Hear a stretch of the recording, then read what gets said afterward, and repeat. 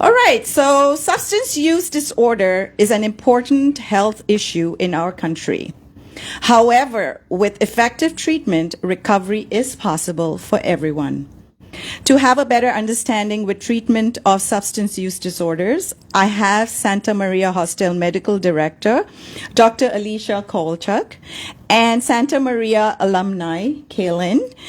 She is part of the recovery coach team, and today we will be talking about Santa Maria Hostel, the treatments that they provide and the programs that they have in helping women through the road of recovery. So I'm really excited to have them on here, and this is basically wrapping up our three-part series of the addiction series. So good morning, ladies. Welcome to Chai Time. Good morning. Good morning. Thanks for having us. Thank you for coming. So, we've had Santa Maria team come here, not here, but at the other studio. And we had a pretty small glimpse of what programs and services y'all provide. So today I would like to begin with a short and brief overview of what programs are there and what is Santa Maria Hostel all about. Sure. So Santa Maria Hostel is the largest drug or substance use disorder treatment center for women in the state of Texas. Over 90% of our clients are completely uninsured. So we get funding through the state to provide free services for our clients who have no other means of paying for care. We, of the other 10% of folks that are with us, the vast majority have Medicaid related to being pregnant or postpartum. So we are one of the few treatment centers also in the state who take care of women and help them with their substance use disorders while they're pregnant or postpartum. We are also one of two in the state who provide residential treatment services for women that allow women to bring their younger children into treatment with them if they don't otherwise have a safe, sober, supportive place for them to be while they're engaging in treatment services. So women who have children up to about the age of 12 or through 5th grade can bring their children with them to our Bonita House campus. We have 2 main treatment campuses and a 3rd supportive housing program. And while moms are going through their treatment program during the day, during the weekday, their elementary age and kindergartners go across, literally almost across the street. About a block away is an HISD elementary school, and so they're enrolled there during the school year. Moms can take their children over there, pick them up in the afternoon after they're done their main treatment programming for the day. We also partner with a local daycare for the preschool children, and then for our itty-bitty children, our newborns. And so we have an on-site nursery. Okay. And so, women get their families ready for the day as they would, when they're done with treatment and in recovery, and they get that experience and that bonding time with their children, get to stay united with their children. And then after their treatment wraps for the day, they have dinner together as a family. They go through the usual evening routines and bedtime routines, and then start the next day again. Wow, you'll have covered everything, kind of make them feel they're at home and the peace of mind, especially when it comes to the children. No, absolutely. Santa Maria has many different programs that we service, a little bit of everything from human trafficking to domestic violence to as well we offer services for intensive outpatient for women who are trying to still get sober but are not able to do, inpatient. So they're able to still continue work, continue to do school, live life out in the community, and still be able to get help as well. So that's a great thing that they have, like every area covered. Yeah. So what are some current treatments available at Santa Maria? We also, in addition to residential and outpatient services, we offer a recovery coach program for long-term engagement in recovery services. I don't know if you want to speak a little bit more to that. So a recovery coach, my name is Coach Keilyn. Actually, I am one of the recovery coaches. I have the privilege to be a bilingual coach. So I get to break that barrier, that language barrier for the Spanish-speaking population who comes in and don't understand English, but still need services to be able to build community back again once they transition from inpatient or even outpatient back into the community. So as a recovery coach, it's our job to help our peers to be able to build life back out in community, because while they are doing inpatient treatment, they're like in a safety net. And so we have to prepare them for that transition from being back in a safe place to being able to go back out into the community where life is going to pick right back up. And we have to prepare them, like, what do you need? What are you missing? We want to make sure that they are stable, and we want to make sure that they are connected to the recovery community so that we can make sure that their success in recovery is going to be a great one. Because the more that they are connected to the recovery community, it lessens the possibility of them returning to addiction.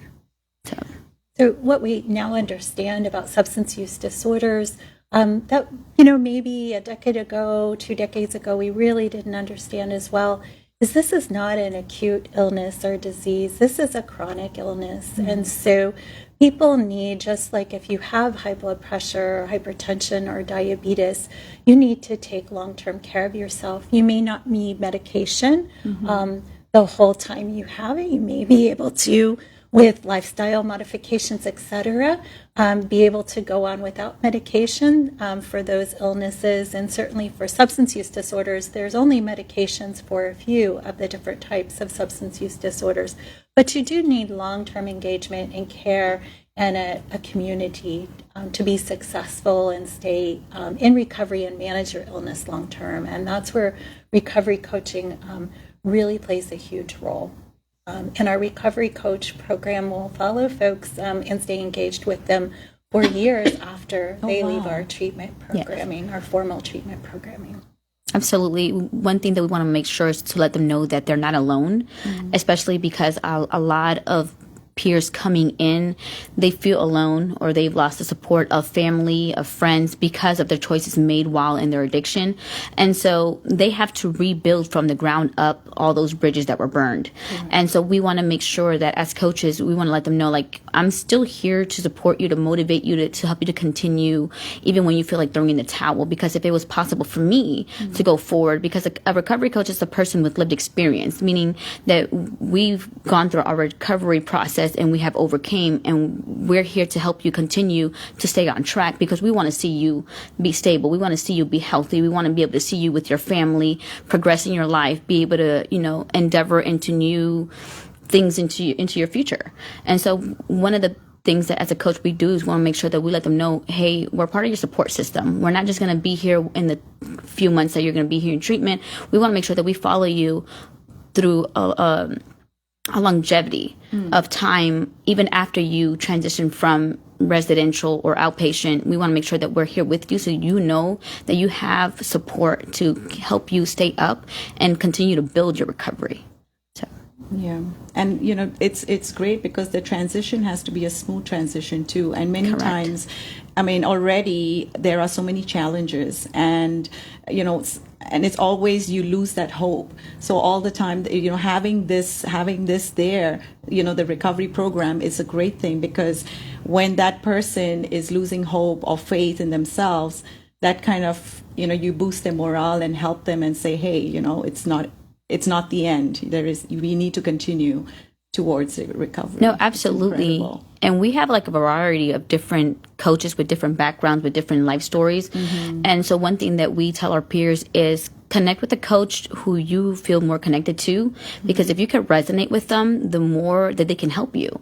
Because if you have nothing in common with them, if you have nothing that you feel like they can help you with, then it's going to make very little difference. But if you can connect to someone's recovery story and you can connect with what they've been through and how they overcame, and you feel like it's speaking to you, it's going to make a bigger difference, because you're going to be looking at yourself like, if you're able to do that and I kind of went through the same thing, then and you came out of that, then I can too.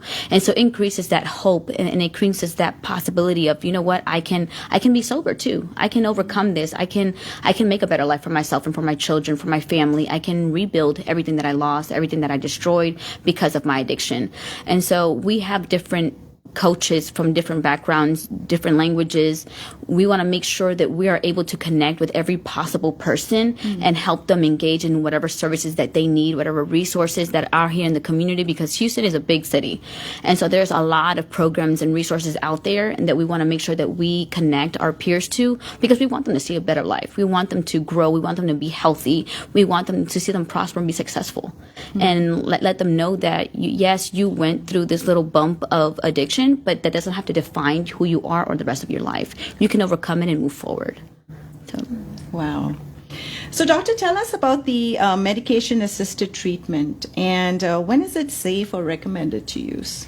Sure. So we have medications for people with nicotine use disorder, so tobacco use disorder. A lot of people, when they're talking about substance use disorders, they forget about nicotine. That's actually one of the most common substances out there.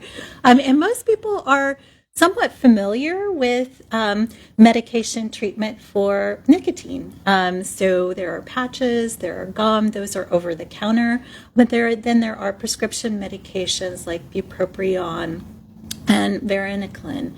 And so we have those things available to us at Santa Maria Hostel and for our patients, and they're also available in the community.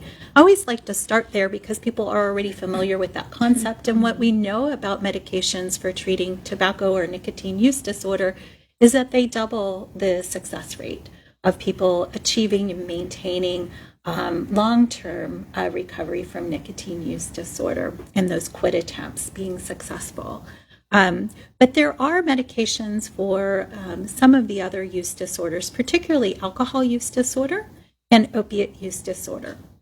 For alcohol use disorder, we have several FDA-approved medications for treatment now to help people maintain recovery once they achieve sobriety. So we have a medication called naltrexone that's available as a daily pill and a monthly injection.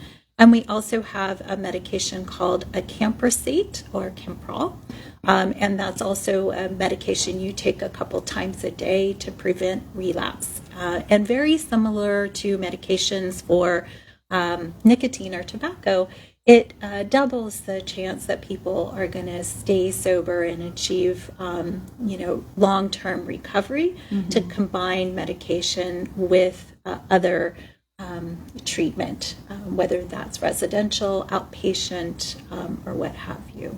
So we have those medications available. There are also a few other medications that have been well studied in the literature, but they haven't been FDA approved. We use them off-label. One is gabapentin, which may be familiar to some of your listeners as Neurontin. Yes. It's used for a lot of different things besides seizure disorder, which is what it was originally developed for and approved for. It's used in a variety of mental health conditions, and it's found to be helpful to help people abstain from alcohol as well. And then there are a few other medications that are like gabapentin. They stabilize those same receptors that gabapentin does in the brain that help prevent relapse and increase chances for recovery. One is called topiramate or Topamax. And so there's a variety of medications now for alcohol use disorder. And then for opiate use disorder, medication treatment is now considered the gold standard for treating opiate use disorder, not just non-medication treatment. So behavioral treatments alone have not been shown to be very effective. So over 90% of people with opiate use disorder will chronically relapse if they're not on medication therapy. And the studies suggest that a minimum of a year on medication treatment. Some of the older studies looking at methadone treatment, which we're not a methadone treatment facility, although we partner with methadone treatment programs in the community, But some of those older studies suggest 3 to 5 years is really gives us solid long-term success rates for recovery. So we're talking about a longer-term medication, similar to people taking something for their blood pressure or their diabetes. And then the medication that we have for opiate use disorder is called buprenorphine. One of the brand names is Suboxone, may be more familiar for listeners. Yes. That terminology. And so we can get people started on that with us and continued long term. It is a daily medication. You take anywhere from 1 to 3 times a day, depending on what your dose ends up being that you stabilize on. And it helps block the opiate receptors from opiates that you might try to take on top. But more importantly, it stabilizes those receptors. It turns them on part way, so people don't feel high on it. You don't get high from it, if you're used to taking opiates. It only turns them on part way, but that part way turning them on really prevents people from having those cravings and withdrawals that really trip people up in recovery. And so they can really focus, instead of focusing on fighting a craving or feelings of withdrawal long term, they can focus on those skills and those relationship rebuilding process to ensure their long term sobriety. Okay. And so you also have a detox service that you'll provide. So tell us more about that as well. Yeah, so we have 8 beds in our detox unit. We are one of only 2 state-funded detox programs in the greater Houston area.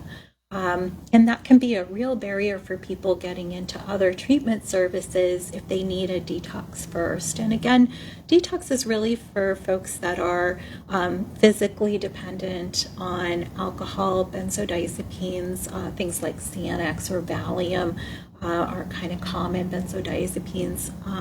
Or opiates. We admit people for typically around 4 to 7 days is the detox process. And we use medication to help people have a safe detox. So withdrawing cold turkey from alcohol or benzodiazepines actually can be life-threatening, depending on how severe people are physically dependent on those substances. People can get withdrawal seizures that become intractable, they're not stopped, and people can die.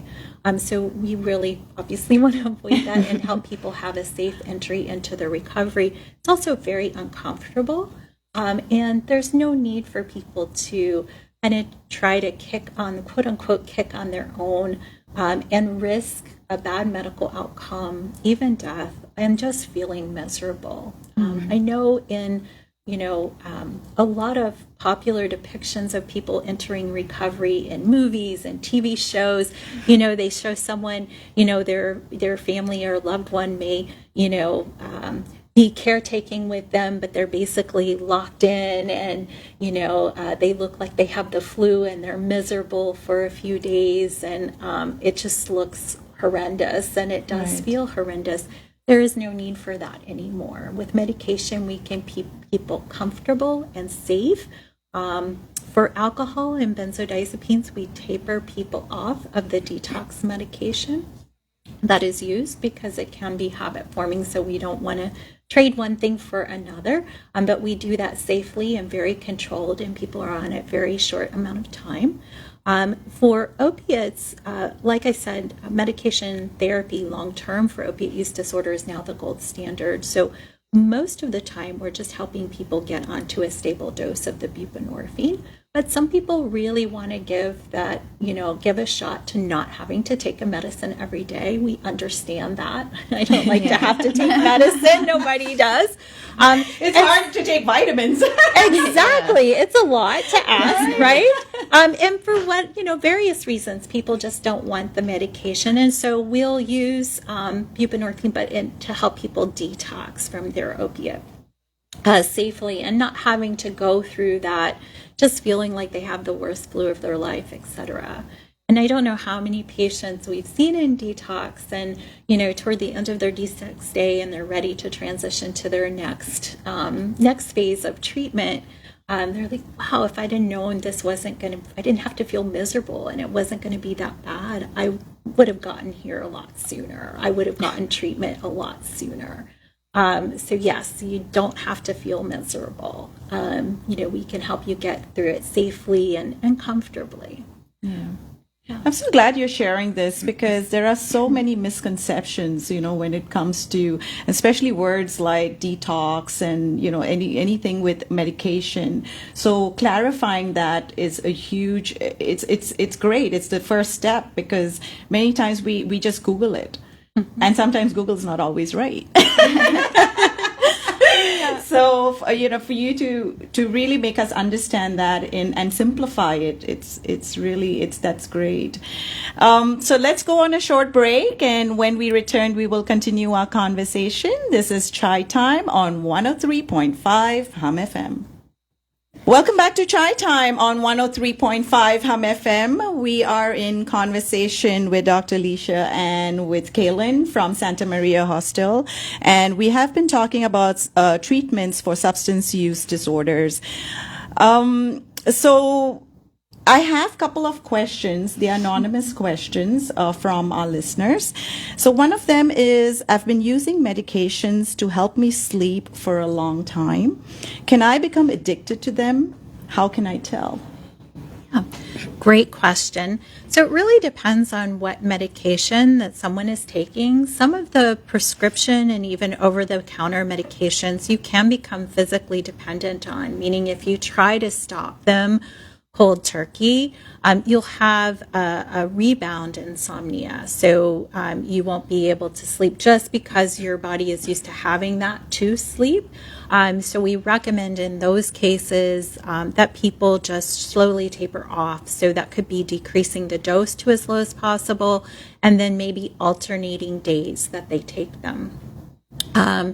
So they gradually wean themselves off of it. But some of the medications can be truly, you can develop a true use disorder for, particularly things like Ambien or Zolpidem. The Z drug is what it's called. And certainly if you're using benzodiazepines, things like Xanax, Klonopin, Ativan for sleep, those can very quickly lead to physical dependence within about 2 weeks of taking them regularly every day, and then a use disorder. And really the difference is with physical dependence, your body is used to them. You may need to taper off of them to not be stuck with that insomnia long term, and have other feelings of anxiety and restlessness related to stopping them cold turkey. But the hallmark of really transitioning from, using a substance to developing misuse or risky use would be using more than as prescribed or what's on the bottle to take if it's over the counter. And then transitioning into a use disorder, what we're really looking for is that you're starting to continue to use despite having some negative consequences around your use. So you realize, hey, maybe this isn't so good for me, so healthy for me anymore, and I've tried to stop and I really can't. I keep using despite those negative consequences. It could mean that you're oversleeping in the morning and late to work or late to school. Or it's making you so groggy during the day that you're not able to do some of the things you need to do, like care for your child or take care of household tasks, etc. So if you're starting to see or feel those type of things around your use of a particular substance, really encourage people to reach out to their primary care provider, or even to a specialized treatment program like Santa Maria for further assessment and care. And then a more severe use disorder is really showing a lack of control over use. So this is someone who, if you take one, you're going to take a handful or however much is there. You really can't control or moderate your use at all. And that really is a hallmark of a moderate to severe use disorder. And in that case, I do suggest going straight to specialized care. So great question from your user. Yes. So I just was thinking, that even a lot of people are heading towards like natural remedies for sleep or, for other things as well. So what are your thoughts on melatonin? Yeah, so melatonin can be really helpful, but people can take too much. Right.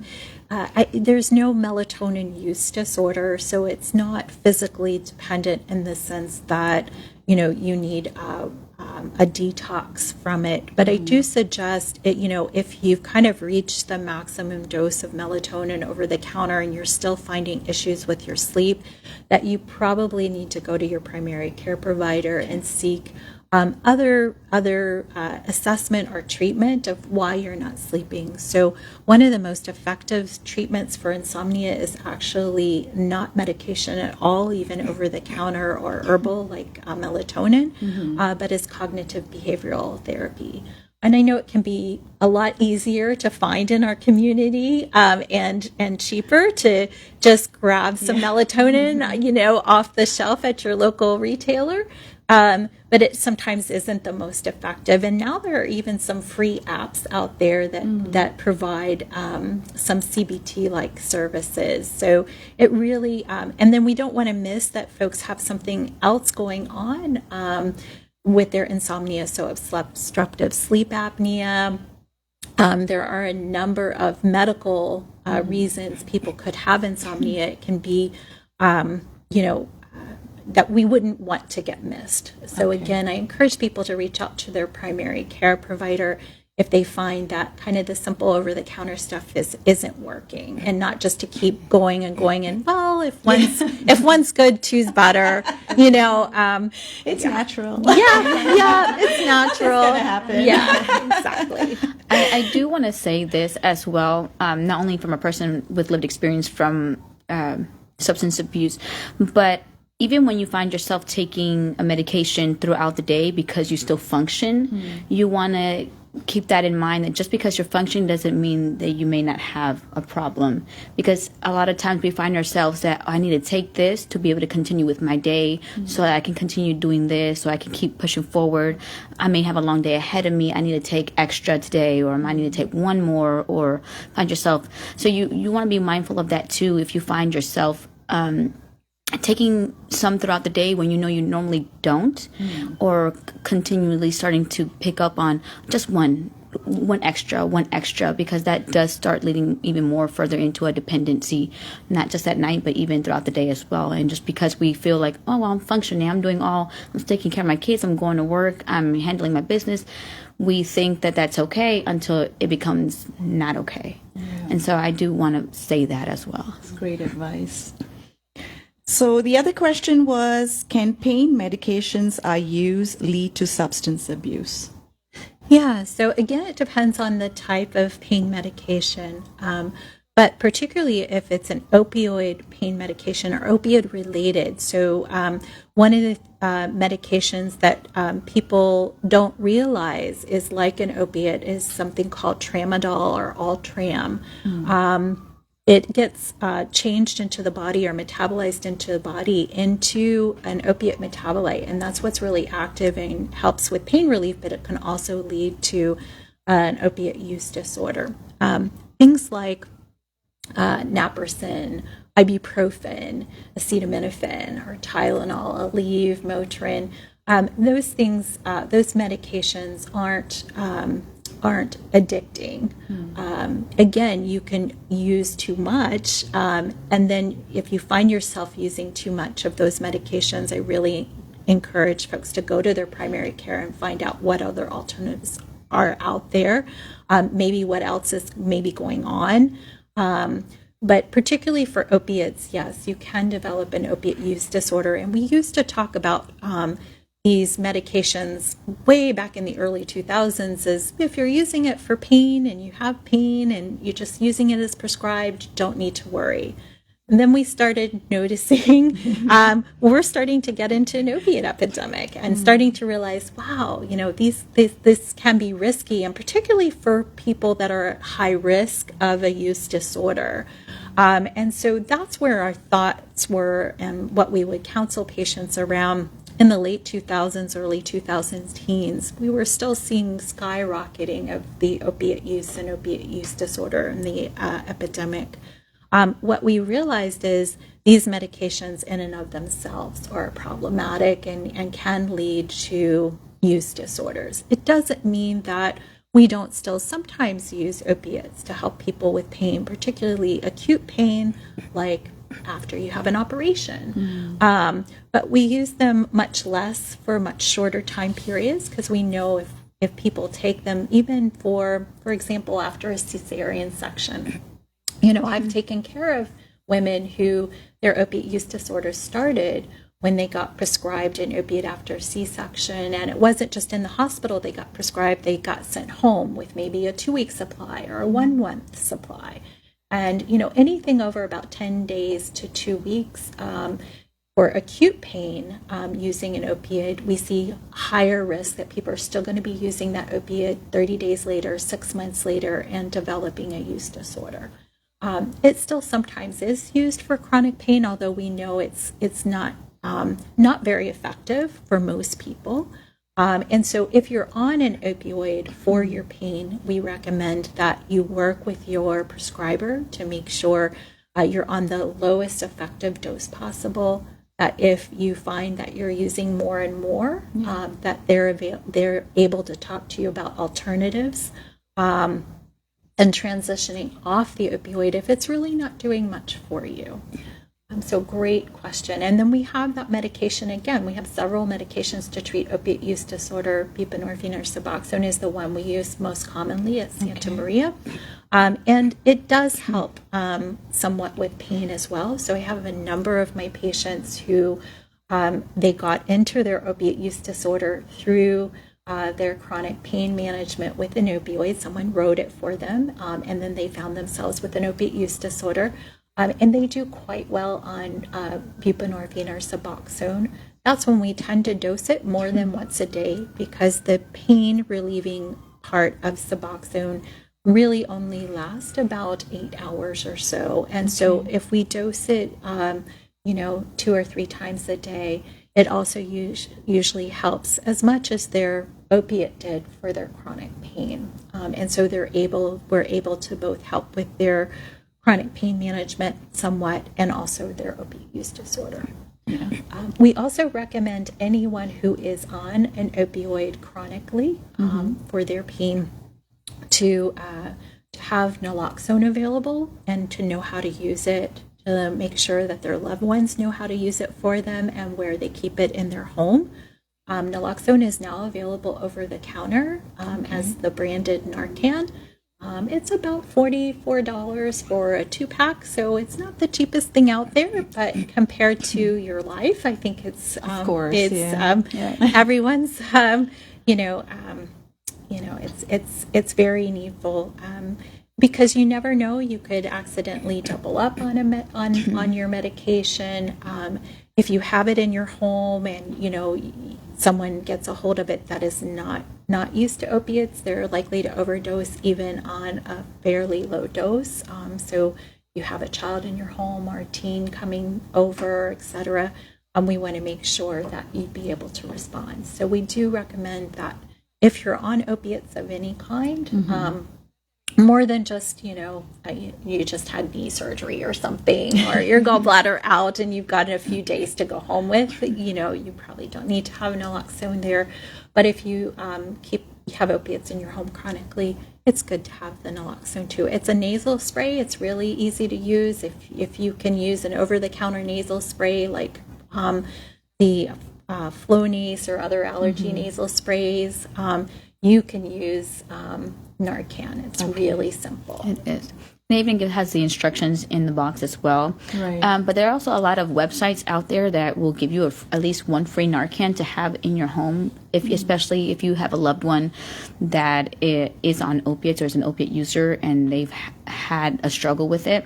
And so there's a lot of websites that you can access a free Narcan that will be delivered to you. Just to have one, even as coaches, like our coaches who are our Medicaid assistant treatment coaches, we have access to Narcan because we understand what population we're dealing with. And so we want to encourage them to have Narcan on hand and to have someone nearby who knows how to use it and how to be able to administer Narcan in the event of a relapse, in the event of an overdose. And so that's very important, because if you're in the middle of an overdose, you yourself may not be able to administer it to you. So it's very important that you have someone who can be able to access it and knows how to administer it to you at any possible time if needed. One of the websites here in Texas is called morenarcanplease.com. Yes. It's run out of UT San Antonio, and they will mail you for free the Narcan. Depending on how their funding is going at the time, there can be a little wait for it, but it's definitely worth checking out their website, and they have lots of training resources on how to use it. The big thing, if you do have to give someone Narcan, to know is Narcan lasts in the body about 30 to 90 minutes. All opiates last longer in the body. So it's very important, if you're giving someone Narcan, to call 911 and get them to emergency care for ongoing monitoring, because there's a very real chance that as the Narcan wears off, the person can go back into overdose.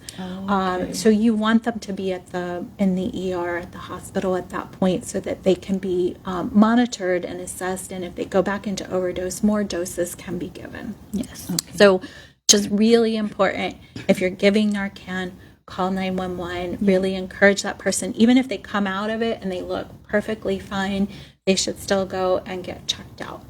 Wow. One thing as a coach that I have learned is that if someone is in the middle of an overdose and you do call 911, just specifically say that the person is not breathing, because there is we deal with a lot of stigma out here in the community because of addiction.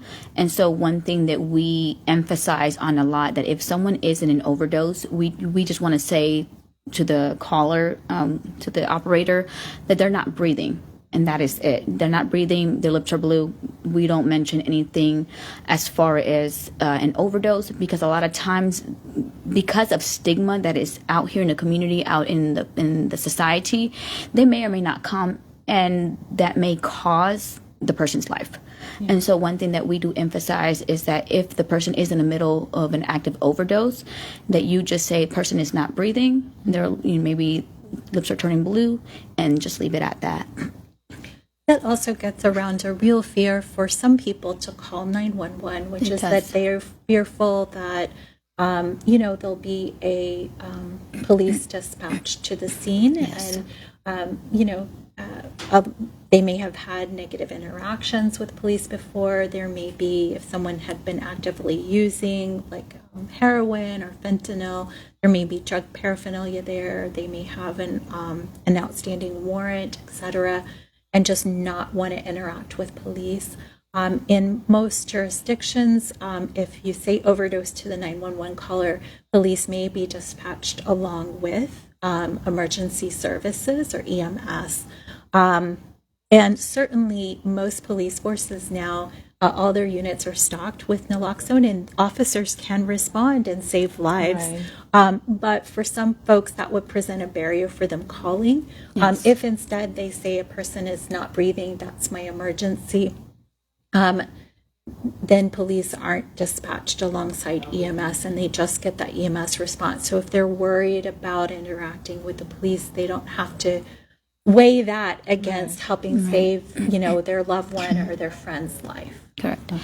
Another thing that happens is that once the person is administered Narcan, a lot of times they come to and they have this tendency of running sometimes, which can be dangerous, or when paramedics come on the scene, they may take off because of the fear of police being called or not wanting to go to the hospital because of of stigma that's out there, of things that they heard through other people or things that they have experienced.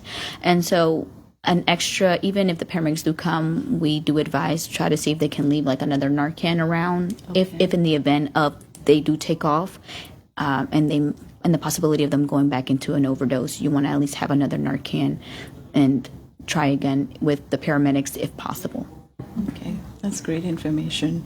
So, Keilyn, I want to talk a little bit about you, how you got involved with Santa Maria and how you are a big part of the recovery coach team. So, share your story and your journey with us. Absolutely. So about 4 years ago, I was in an active addiction. I had reached that point for myself where I was done, but I didn't know how to stop. And so for me, it was more so on a spiritual journey, because I had came to that point where family was not really there to support. And so my only way out was through a spiritual awakening, like me calling out to God, because I was at a point where I was tired of being sick and tired of the same routine of just smoking and doing whatever I was doing, and I was just tired of it. But I didn't know how to stop. I didn't know anything about Santa Maria. I didn't know about facilities that could help you to stop or anything. I didn't know that information. And so for me, I found myself one day just getting high, and I felt myself in this darkness, and in somewhere in that middle of that darkness, I just called out to God, which at that moment I was kind of like, I don't know if you're real anymore. I said, I don't know if you're there. I don't know if you exist. But I said, if you care, I need a way out. I said, I'm tired. I want to stop. I had an active CPS case that I had avoided. And somehow they caught up with me again months later. So that CPS came into play in March of 2019, and I dodged them. And back again and then that few months later in August, they came back into the picture. But that was my ticket out, because after being in that dark place and just getting high and just kind of calling out, I'm kind of done. I've had my fun. I'm over it, but I don't know how to stop, because that addiction, you may want to stop, but you don't know how, because you become so dependent on it. And so I found myself thinking I was going to the school to get help with resources, because I had just lost my job. I needed to pay rent. I needed to be able to get these resources, and they had helped me before. So I was like, let me go. And so I found myself going back to the school. And to my surprise, the social worker was there, CPS was there, the assistant principal was there, and I was just like, oh, great, reunion. I'm like, hello, how are you? And they were trying to take my kids from me, and I was just like, no. I was like, you're not going to do that. I'll do whatever you want. I'll go to any facilities. I'll jump up and down, roll over, whatever you want me to do, I'll do it. I was like, I admit, I was like, yeah, I did my nonsense, but you're not taking my children. And I think for me, it was in that moment of that going back and forth with them that, in my experience of how things played out, I think God really saw that I was really serious about wanting to change, about really wanting to move forward with myself and just kind of being done with the whole addiction thing. That we were going back and forth for hours in that room. And I mean, I walked in there about 1 PM. I didn't walk out of there till about 7 PM. And it was just a back and forth battle. But I just remember I was talking to the CPS worker. I started seeing this little shining bright light coming from the corner of the ceiling, and I thought I was really high. I was just like, man, I must be still on something, because I'm looking at lights, and then I'm having this whole conversation with the lady. I'm having a conversation with myself, and I'm just like, should I tell them? No, don't tell them, because they're going to really take your kids then. But I'm following this little light with my eyes, and I see it land on the CPS worker's forehead. And the moment it touched her forehead, she smacked herself dead center in her forehead, and she said, Santa Maria. And instantly my mind, my head knew to turn, somebody just went whoosh. And I saw the assistant principal just dialing numbers just like that, if she knew the number off the top of her head, and she was calling Santa Maria. At this point, it's late in the evening, and somebody picked up the phone. They're like, okay, well, just make sure that she's that she's here with her children this day and at that time. And I was like, if you take me, I'll go. Mm-hmm. But it gave me the opportunity to close out that CPS case, to be able to get help with my addiction that I was in. It helped me to be able to recover in who I was, and be able to build myself back up. So when I came to Santa Maria, I didn't know that they existed. I didn't know. They had told me bring close to 14 days, and I thought, okay, good, 14 days, I can do that. Yeah. Then I got hit with 3 months. I was like, man, they caught me. But I was given so much support, so much love, and so much care that it helped me to just nurture myself back to who I truly was. And it gave me all the information that I needed to how to stay sober, and gave me the support that I needed to be able to move on with myself. And even so, during my time at Santa Maria, I experienced the worst of the worst things that can happen to somebody. I lost the person that I love the most, the father of my children. 10-year relationship just out the window. He had committed suicide, and that can instantly set someone, right on the trajectory to easy relapse. And I was surrounded by a group of clinical care who were trauma informed, who knew how to handle all that. So I was in the safest place I could possibly be, not only for me, but my children as well, because as much as my mind was telling me to go relapse, I was surrounded by a group of clinicians, a group of people, support and staff who were trauma informed, who knew how to handle my outbursts, who knew how to handle the rage that I was experiencing, all the emotions, all the pain that I was going through. And they actually helped me to maintain sober. And as well, they gave the attention to my children as well, who had just lost their father. They were in a facility with me getting sober, and they just handled the situation really well. From every side that I could possibly get, they involved everybody who was needed, and I got that full holistic care that someone needs in a moment like that. And to this day, I can say I'm 4 years sober. And so I am grateful for Santa Maria, and I'm grateful to God as well, because He opened up that door for Santa Maria, because I had no clue that they even existed, let alone that I could have my children, keep my children, and maintain custody for them, and at the same time learn to become a better mother and a better woman, and just heal myself from a lot of things that were keeping me in my addiction. And so I'm very grateful for that. Santa Maria is truly changing lives. It is. Thank you, ladies. Thank you so much for joining me. I mean, there was so many more questions, and we have to definitely have you back again. But thank you for joining me this morning. Thank you, listeners, for getting involved and sending your questions as well. We shall see you next week, same time, same place. Signing off, Chai Time on 103.5 Hum FM.